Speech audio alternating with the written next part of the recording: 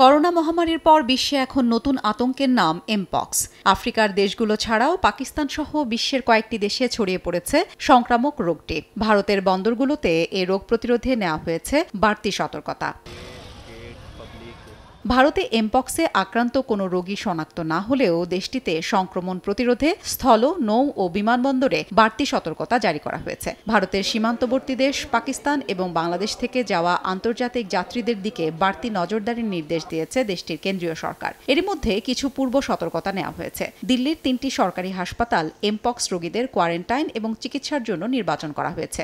এছাড়াও দেশটির অন্যান্য রাজ্যের হাসপাতালগুলোকে এমপক্স প্রতিরোধের জন্য প্রস্তুত থাকা সহ দেশজুড়ে সতর্কতার নির্দেশ দেওয়া হয়েছে। পাকিস্তানেও বিমানবন্দরে নেওয়া হয়েছে বাড়তি নজরদারি। দেশটিতে এমপক্স শনাক্ত হওয়ার পর পেশোয়ারের একটি হাসপাতাল রোগীদের জন্য প্রস্তুত করা হচ্ছে।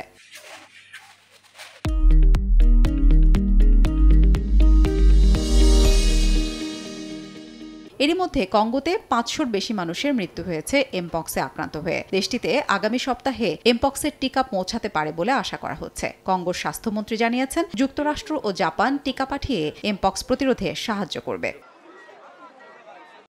শুরুর দিকে আফ্রিকার দেশগুলোতে এমপক্সের প্রকোপ বেশি থাকলেও সম্প্রতি ইউরোপ ও এশিয়াতেও এই রোগ ছড়িয়ে পড়েছে। তবে বিশ্ব স্বাস্থ্য সংস্থা এমপক্স নিয়ে জরুরি সতর্কতা জারি করেছে। হাফসাতুন্নেসা, সময় সংবাদ।